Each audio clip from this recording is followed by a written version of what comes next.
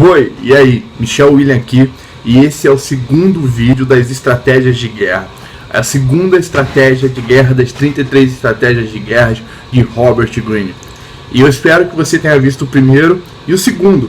Na verdade, eu espero que você tenha visto a introdução e a primeira estratégia, para que você saiba o que está acontecendo aqui e que para você não venha se perder. Por isso, se você ainda não viu, esse é o primeiro vídeo que você está vendo, aqui embaixo, se você estiver vendo no YouTube, ou aqui em cima, se você estiver vendo no Facebook, eu vou botar o link da introdução dessa série de vídeos, onde eu falo sobre o Mindset, onde eu falo sobre como ela está funcionando, o link da primeira estratégia que a gente apresentou ontem, e o link, na verdade, vai ter esse vídeo, que é a segunda estratégia. E hoje, na segunda estratégia, ainda na parte de estratégias autodirigidas, vamos para a estratégia de não combata a guerra que já passou. A estratégia da guerrilha mental. Vamos lá. Greene diz o seguinte: que os males da humanidade, pelo menos a maioria dos males das pessoas, tanto os que levam as pessoas a terapeutas, tanto que levam empresas à falência, tanto que levam pessoas a não conseguir sucesso na vida, são males ligados ao passado. As pessoas se prendem ao passado de uma maneira que não conseguem viver o futuro, o presente, idealizar um futuro no presente e agir hoje para que as coisas possam acontecer. Elas estão apenas refletindo as coisas que já passaram. Elas estão apenas refletindo pensamentos antigos que já tiveram. O seu passado não é você. O seu passado não é exatamente as coisas como elas são. Já viu aquelas pessoas que dizem coisas como: antigamente era tão bom, que saudade que eu tenho do meu tempo, e as pessoas dizem que isso é saudosismo? Isso, na verdade, nada mais é do que pessoas presas ao passado, pessoas presas à certeza do que era e não conseguem se agarrar à improbabilidade, à variedade, o fluxo do momento presente. Então, essa estratégia trata-se, resumindo, da ideia de que você precisa se desapegar do passado e projetar as suas ideias do futuro no presente. Vocês têm que estar presente agora. Como diz Eckhart Tolle no livro do Poder do Agora, a única força existente é o poder do agora, o poder de estar no momento presente. Então, para começar, eu te aconselho a refletir o quanto da sua vida é o reflexo do seu passado. O quanto da sua vida é o reflexo de estar preso no passado. Não importa se você acredita que tudo que você fez aqui, tudo que você conquistou agora, é fruto do que você estudou no passado. Parabéns, parabéns sobre isso. Mas eu estou falando sobre as suas lamúrias, eu estou falando sobre as suas inseguranças, eu estou falando sobre os seus traumas, eu estou falando sobre as guerras que você vem combatendo com a sua história de angústia, rancor e coisas que já passaram anos e você não consegue se libertar. Esqueça a guerra que já passou. E fora isso, esqueça o mindset das coisas antigas. Vou te dar um exemplo. Não é porque algo funcionava na época dos seus pais que isso vai funcionar agora. Existem pessoas que estão cometendo as mesmas estratégias que deram certo há 20 anos, não estão dando agora e continuam repetindo o erro de cometer essa estratégia que já passou. Napoleão Hill, quando combateu os prussianos em Jena, Napoleão Bonaparte, quando combateu os prussianos em Jena, fez uma surpresa enorme a eles. Porque os prussianos, eu não sei se você já leu a história, ou o Greene conta no livro dele, mas talvez, se você tem um pouquinho de curiosidade sobre a história de Napoleão Bonaparte, você leu.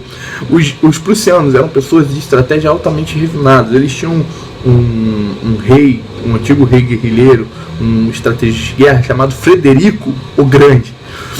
E esse Frederico era organizado, ele era sucinto, ele tinha uma formação tática planejada em todas as guerras.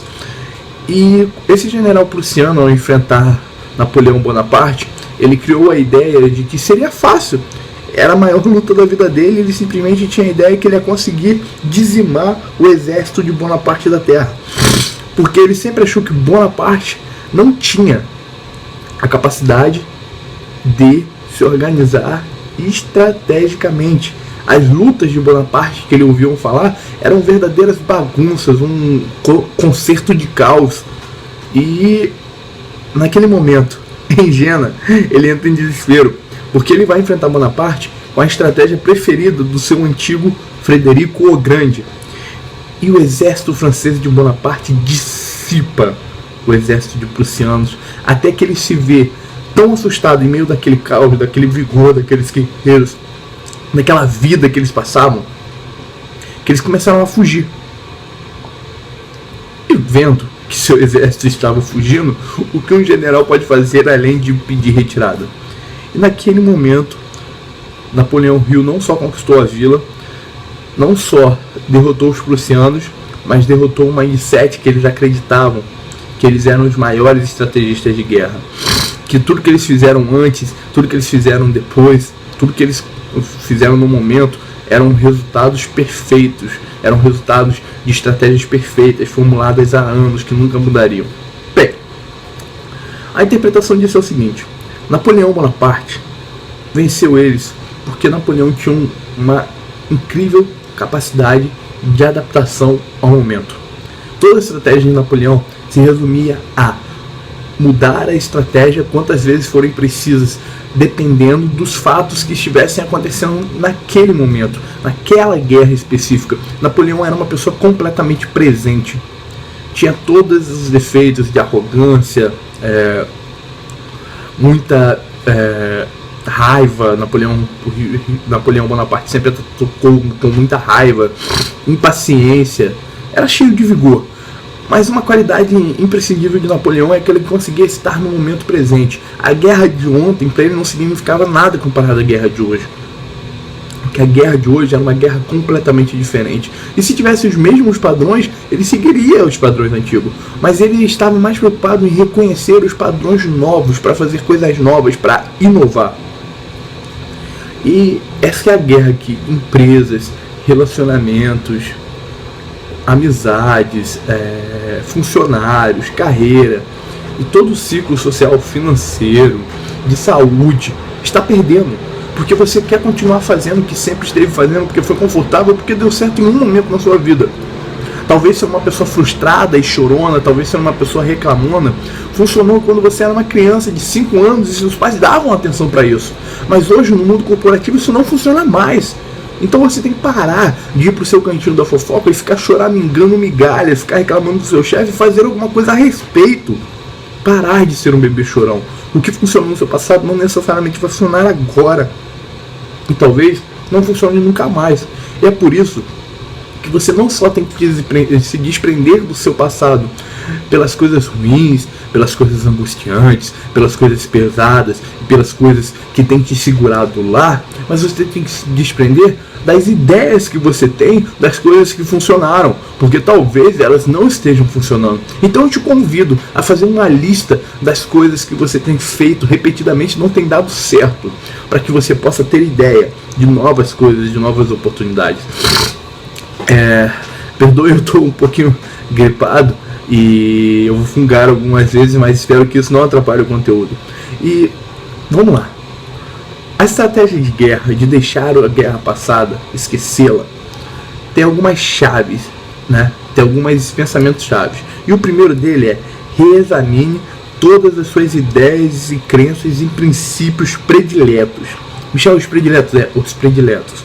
Reexamine, e quando eu digo reexamine, reexamine constantemente. Não reexamine agora que eu estou falando, reexamine diariamente, reexamine semanalmente, reexamine toda vez que você for tomar uma ação. Veja se aquilo que você fez antes vai funcionar naquele momento. Veja se todas essas coisas que você vem fazendo traga o resultado para vocês. E vá profundo, seja sincero consigo mesmo. Reexamine essa ideia. A segunda ideia é: apague da memória a última guerra. Michel, e se eu ganhei, cara? E se minha última guerra foi fazer uma prova de concurso, estudar, batalhar, e eu ganhei? Você quer que eu apague isso?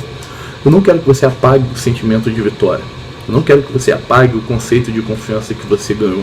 Mas eu quero que você apague a ideia que você criou na última guerra. E essa ideia pode ser: eu fracassei. Essa ideia pode ser: eu sou invencível. E as duas são mentiras. É duro de ouvir? É a verdade. Você não é invencível se você acha que é.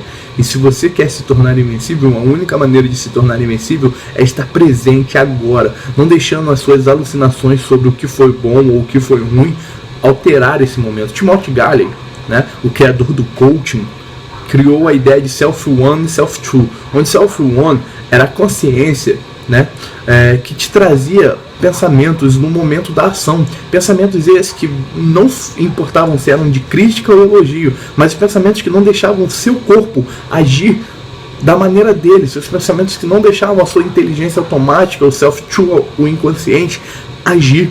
O pensamento que prendia, que limitava, o pensamento que impedia dos jogadores de tênis, ele era professor de tênis, os jogadores de tênis alcançaram essa alta performance. E ele descobriu que quando ele inibia o Self 1, o Self 2 funcionava com muito mais eficácia. O Self 2 trazia os resultados esperados. Então, esqueça a guerra passada. Tire da consciência o que já passou. Michel, mas eu venci, comemore, seja feliz, leve o seu background e aprenda com isso. Michel, mas eu perdi. Comemore, porque podia ter sido pior. Aprenda com isso. Tenha o seu momento de luto, entre no seu quartinho e passe, sei lá, 6 horas ou um dia no máximo reclamando, revendo, mas no outro dia levante, sacode a poeira e aprenda a respeito das coisas que já passaram. Michel, eu terminei um relacionamento, velho, desculpa a palavra, foda-se, reclame, chore, corra atrás, um dia, 2 no máximo, no outro dia sacode a poeira e vai construir uma nova vida, construir um novo relacionamento. Por quê? Porque mesmo se você quiser aquela pessoa que terminou com você de volta, ela não vai ficar de volta com um bebê chorão, com um cara que fica em cima da cama reclamando, um cara que fica em cima da cama perdendo as oportunidades de viver a vida. Então, terceira chave, mantenha a mente em movimento. Isso é muito engraçado. Por quê? A maioria das pessoas que eu vejo hoje em dia que fizeram formações de alguns tipos em alguns lugares, falam o seguinte: muito flow pra você, muito flow na sua vida, muito flow. E fluxo? Flow é um conceito criado da ideia de performance realmente. E manter a mente em movimento não necessariamente é flow. Então, algumas pessoas querem dizer para as outras pessoas o seguinte: muita ação para você, muito fluxo contínuo, muitas ideias, muito trabalho fluido para você. E estão dizendo muito flow, da ideia de fluxo. E esse fluxo nada mais é do que quando você atinge o alto da sua performance no momento e consegue alinhar todos os seus conceitos, o seu estado, tudo no aqui e agora, e passa 8, 12, 24 horas produzindo em completo estado de fluxo, onde as coisas não param.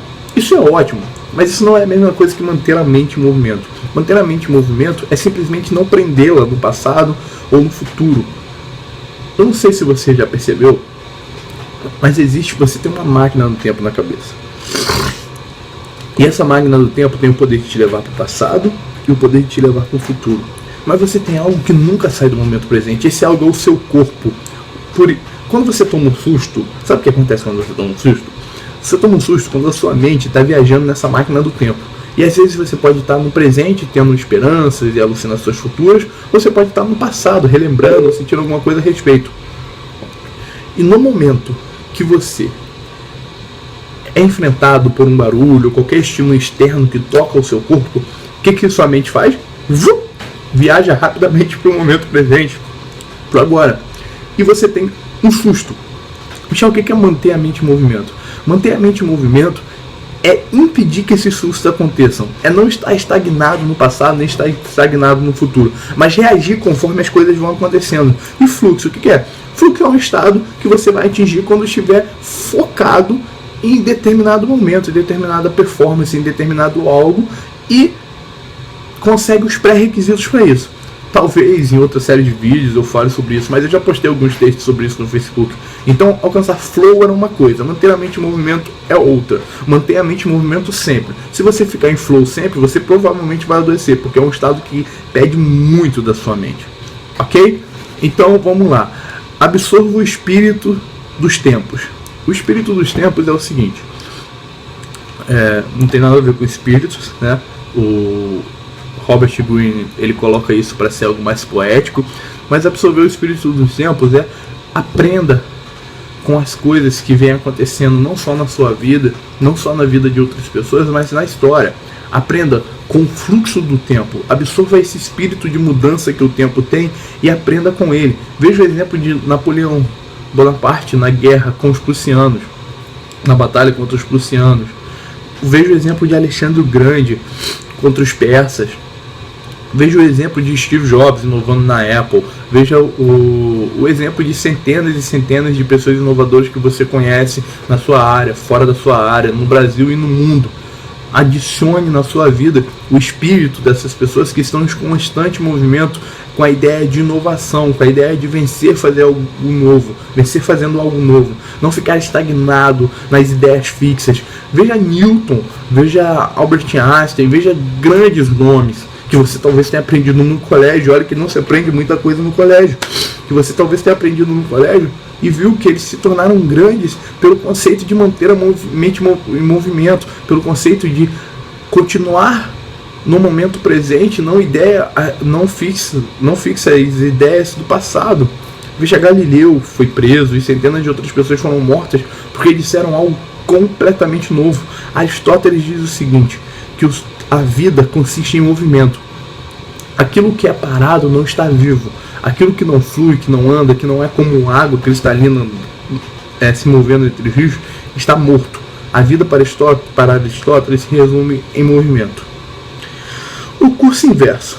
Esse curso inverso nada mais é do que fazer o curso inverso do natural. Porque é literalmente natural como que as pessoas envelheçam e fiquem mais estagnadas às fixas ideias. Porque nós fazemos as coisas e elas funcionam e nós temos tendências a fazer generalizações que elas vão funcionando constantemente. Então o curso natural das coisas é não se tornar uma pessoa idosa, mas se tornar uma pessoa velha, aceitar ideias antigas, estagnar, generalizar, criar crenças fortes que não vão mudar. Então eu espero que você fique antigo, mas não fique velho. Porque seguir o curso natural é ficar velho. Já seguir o curso inverso é chegar a ser antigo, chegar a ser idoso, mas não velho. Porque você precisa da alma de uma criança.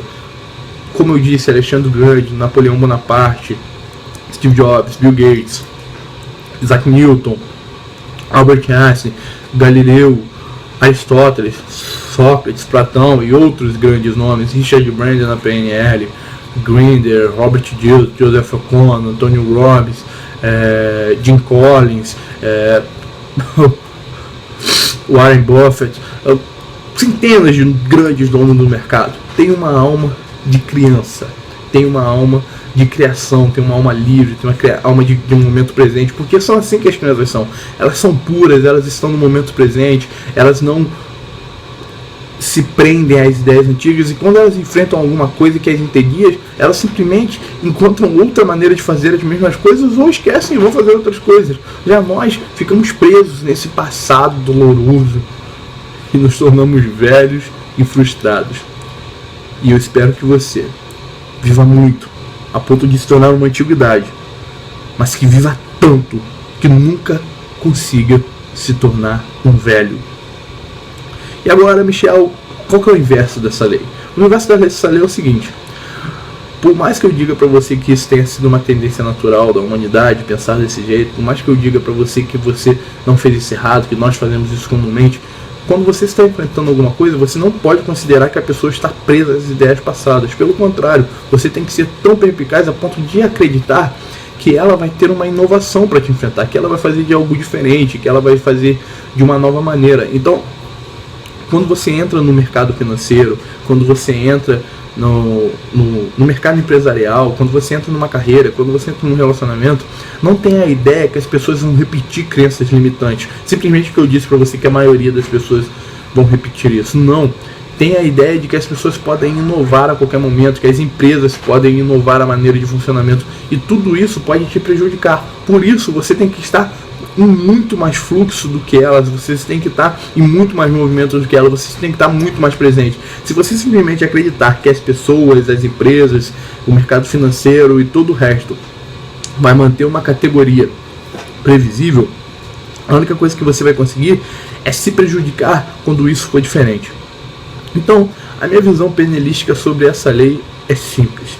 Se o que você está fazendo não está funcionando, mude o que você está fazendo. E aí, Michel, como que é isso? Cara, isso é óbvio, Milton Erickson disse isso e você já sabe disso, só que você não faz. Muitas pessoas estão vivendo coisas que não queriam viver, mas estão fazendo exatamente as mesmas coisas que fizeram quando essas coisas apareceram na vida delas. Então, se você não está satisfeito com aqui e agora, mude, faça algo diferente, mude o caminho que você faz para o seu trabalho, mude o seu corte de cabelo, até mudar suas crenças, mudar sua ideologia, mudar a maneira que você sente, mudar a maneira que você se comporte. Mude. Richard Bandler diz o seguinte: o melhor do seu passado é que ele passou. Na verdade, a frase era: o melhor do passado é que ele passou. Mas eu estou tornando isso mais pessoal, eu estou dizendo isso para você. O melhor do seu passado é que ele passou. E tudo que você for viver na vida só é possível viver no agora. Então esqueça o que passou, esqueça as guerras antigas. Tem tanta guerra nova, tem tanta luta nova, tem tanta batalha nova, tem tanto mundo para você ganhar. Não tem necessidade de você se prender ao que passou. Vejo você no próximo vídeo. Até lá!